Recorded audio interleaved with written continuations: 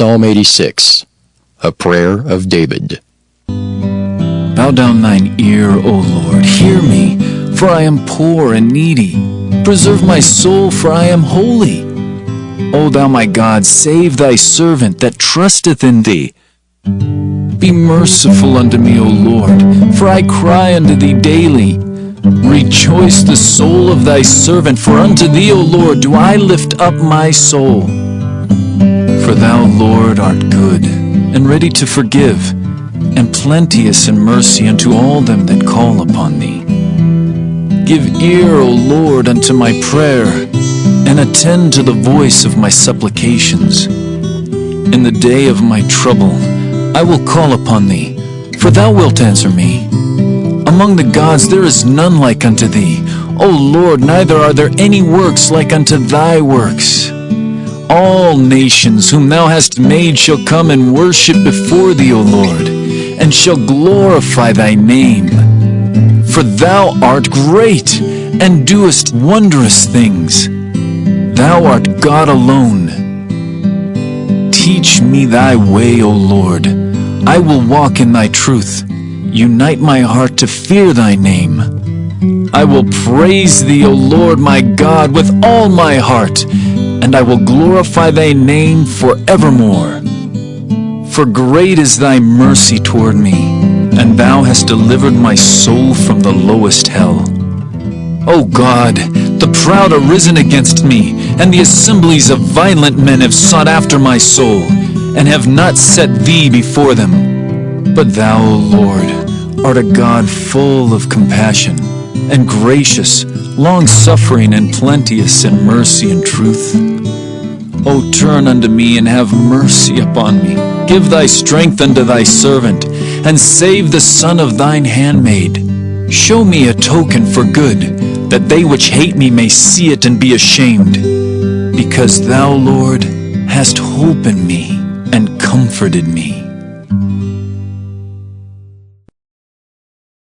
1 Samuel, chapter 18. And it came to pass, when he had made an end of speaking unto Saul, that the soul of Jonathan was knit with the soul of David, and Jonathan loved him as his own soul. And Saul took him that day, and would let him go no more home to his father's house. Then Jonathan and David made a covenant, because he loved him as his own soul. And Jonathan stripped himself of the robe that was upon him, and gave it to David, and his garments, even to his sword, and to his bow, and to his girdle. And David went out whithersoever Saul sent him, and behaved himself wisely. And Saul set him over the men of war, and he was accepted in the sight of all the people, and also in the sight of Saul's servants. And it came to pass, as they came when David was returned from the slaughter of the Philistine, that the women came out of all cities of Israel, singing and dancing to meet King Saul, with tabrets, with joy, and with instruments of music. And the women answered one another as they played, and said, Saul has killed his thousands, and David his 10,000s. And Saul was very wroth, and the saying displeased him, and he said, They have ascribed unto David 10,000s, and to me they have ascribed but thousands.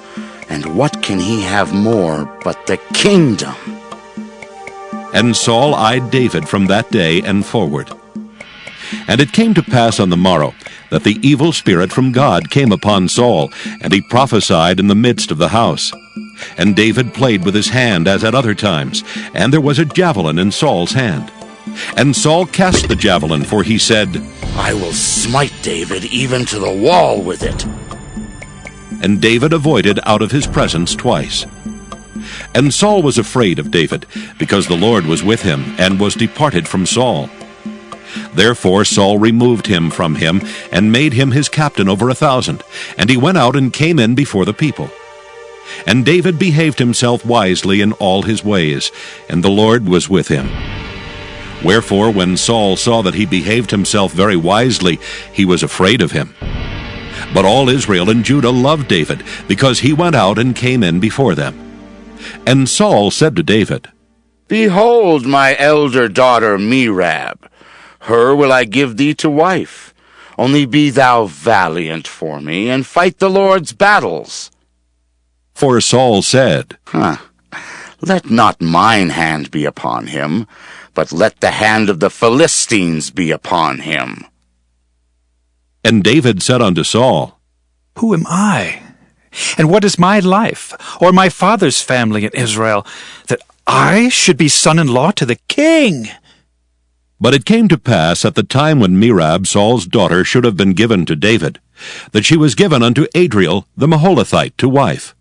And Michal, Saul's daughter, loved David, and they told Saul, and the thing pleased him.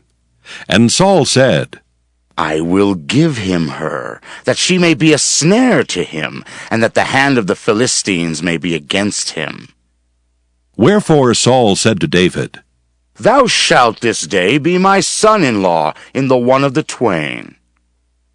And Saul commanded his servants, saying, Commune with David secretly, and say, Behold, the king hath delight in thee, and all his servants love thee. Now therefore be the king's son-in-law.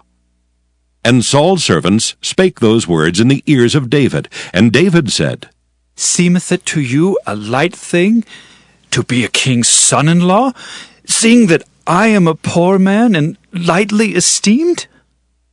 And the servants of Saul told him, saying, On this manner spake David. And Saul said, Thus shall ye say to David, The king desireth not any dowry, but 100 foreskins of the Philistines, to be avenged of the king's enemies.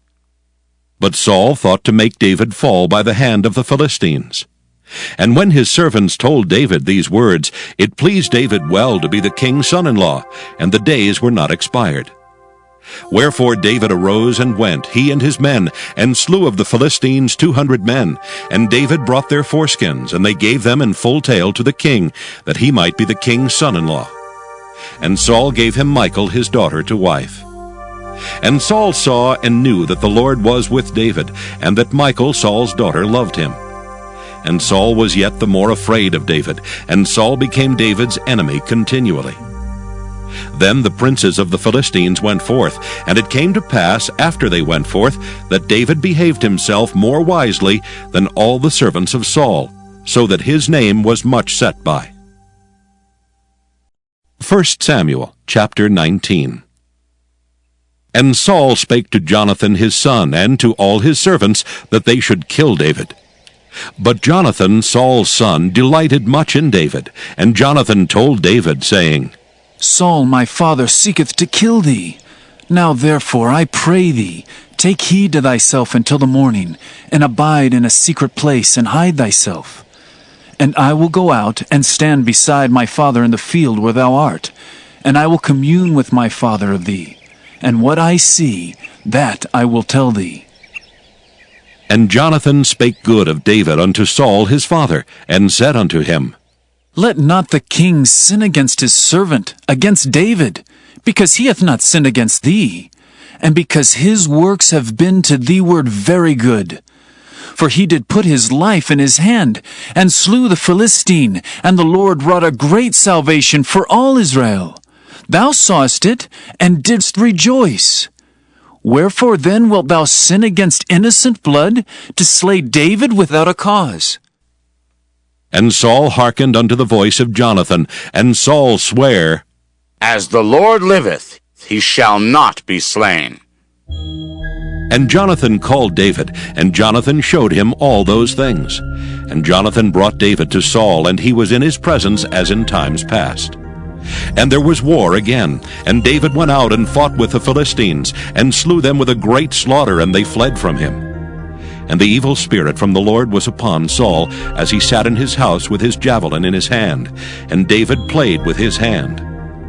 And Saul sought to smite David even to the wall with the javelin, but he slipped away out of Saul's presence, and he smote the javelin into the wall, and David fled and escaped that night. Saul also sent messengers unto David's house to watch him, and to slay him in the morning. And Michal, David's wife, told him, saying, If thou save not thy life tonight, tomorrow thou shalt be slain. So Michal let David down through a window, and he went and fled and escaped. And Michal took an image and laid it in the bed, and put a pillow of goat's hair for his bolster, and covered it with a cloth. And when Saul sent messengers to take David, she said, He is sick. And Saul sent the messengers again to see David, saying, Bring him up to me in the bed, that I may slay him. And when the messengers were come in, behold, there was an image in the bed with a pillow of goat's hair for his bolster. And Saul said unto Michal, Why hast thou deceived me so, and sent away mine enemy, that he is escaped? And Michal answered Saul, He said unto me, Let me go. Why should I kill thee? So David fled and escaped, and came to Samuel to Ramah, and told him all that Saul had done to him. And he and Samuel went and dwelt in Naioth. And it was told Saul, saying, Behold, David is at Naioth in Ramah. And Saul sent messengers to take David. And when they saw the company of the prophets prophesying, and Samuel standing as appointed over them, the Spirit of God was upon the messengers of Saul, and they also prophesied. And when it was told Saul, he sent other messengers, and they prophesied likewise. And Saul sent messengers again the third time, and they prophesied also. Then went he also to Ramah, and came to a great well that is in Secu. And he asked and said, Where are Samuel and David? And one said, Behold, they be at Naioth in Ramah. And he went thither to Naioth and Ramah, and the Spirit of God was upon him also, and he went on and prophesied until he came to Naioth and Ramah. And he stripped off his clothes also, and prophesied before Samuel in like manner, and lay down naked all that day and all that night. Wherefore they say, Is Saul also among the prophets? 1 Samuel chapter 20. And David fled from Naioth and Ramah, and came and said before Jonathan, What have I done? What is mine iniquity? And what is my sin before thy father, that he seeketh my life? And he said unto him, God forbid, thou shalt not die. Behold, my father will do nothing, either great or small, but that he will show it me. And why should my father hide this thing from me? It is not so. And David sware moreover, and said, Thy father certainly knoweth that I have found grace in thine eyes. And he saith, Let not Jonathan know this, lest he be grieved. But truly as the Lord liveth, and as thy soul liveth, there is but a step between me and death. Then said Jonathan unto David, Whatsoever thy soul desireth, I will even do it for thee. And David said unto Jonathan, Behold, tomorrow is the new moon, and I should not fail to sit with the king at meat. But let me go, that I may hide myself in the field unto the third day at even. If thy father at all miss me, then say, David earnestly asked leave of me that he might run to Bethlehem his city, for there is a yearly sacrifice there for all the family. If he say thus, it is well. Thy servant shall have peace. But if he be very wroth, then be sure that evil is determined by him. Therefore thou shalt deal kindly with thy servant, for thou hast brought thy servant into a covenant of the Lord with thee. Notwithstanding, if there be in me iniquity, slay me thyself, for why shouldest thou bring me to thy father? And Jonathan said, Far be it from thee, for if I knew certainly that evil were determined by my father to come upon thee, then would not I tell it thee? Then said David to Jonathan, Who shall tell me? Or what if thy father answer thee roughly? And Jonathan said unto David, Come, and let us go out into the field. And they went out both of them into the field, and Jonathan said unto David, O Lord God of Israel, when I have sounded my father about tomorrow any time, or the third day, and behold, if there be good toward David, and I then send not unto thee and show it thee, the Lord do so and much more to Jonathan. But if it please my father to do thee evil, then I will show it thee and send thee away, that thou mayest go in peace. And the Lord be with thee, as he hath been with my father. And thou shalt not only while yet I live show me the kindness of the Lord, that I die not, but also thou shalt not cut off thy kindness from my house forever. No, not when the Lord hath cut off the enemies of David, every one from the face of the earth.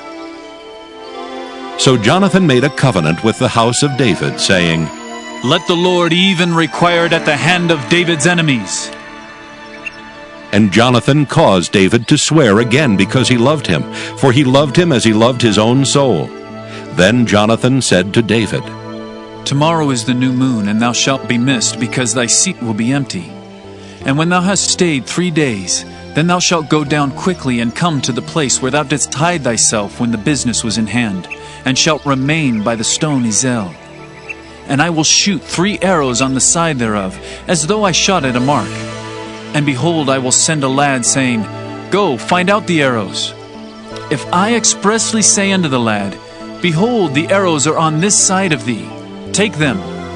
Then come thou, for there is peace to thee, and no hurt, as the Lord liveth. But if I say thus unto the young man, Behold, the arrows are beyond thee, go thy way, for the Lord hath sent thee away. And as touching the matter which thou and I have spoken of, behold, the Lord be between thee and me forever. So David hid himself in the field. And when the new moon was come, the king sat him down to eat meat. And the king sat upon his seat, as at other times, even upon a seat by the wall.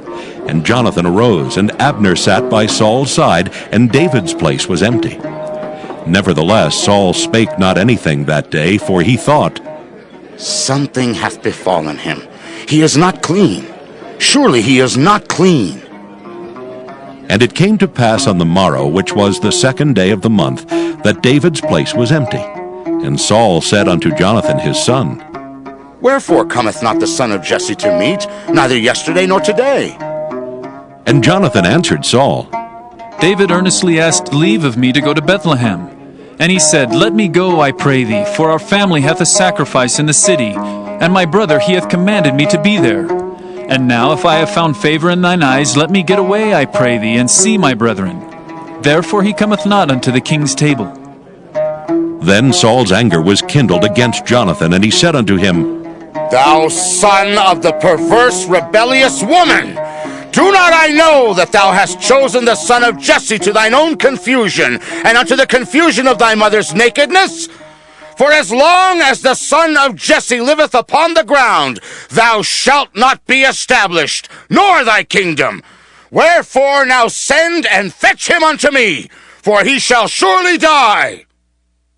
And Jonathan answered Saul his father, and said unto him, Wherefore shall he be slain? What hath he done?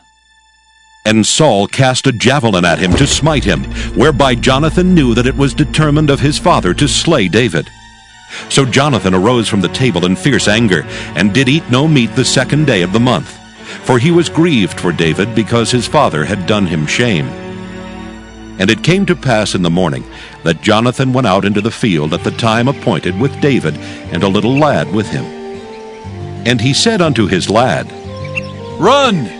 Find out now the arrows which I shoot. And as the lad ran, he shot an arrow beyond him. And when the lad was come to the place of the arrow which Jonathan had shot, Jonathan cried after the lad, and said, Is not the arrow beyond thee? And Jonathan cried after the lad, Make speed, haste, stay not. And Jonathan's lad gathered up the arrows, and came to his master. But the lad knew not anything, only Jonathan and David knew the matter. And Jonathan gave his artillery unto his lad, and said unto him, Go, carry them to the city. And as soon as the lad was gone, David arose out of a place toward the south, and fell on his face to the ground, and bowed himself 3 times. And they kissed one another, and wept one with another, until David exceeded. And Jonathan said to David, Go in peace. For as much as we have sworn, both of us, in the name of the Lord, saying, The Lord be between me and thee, and between my seed and thy seed forever.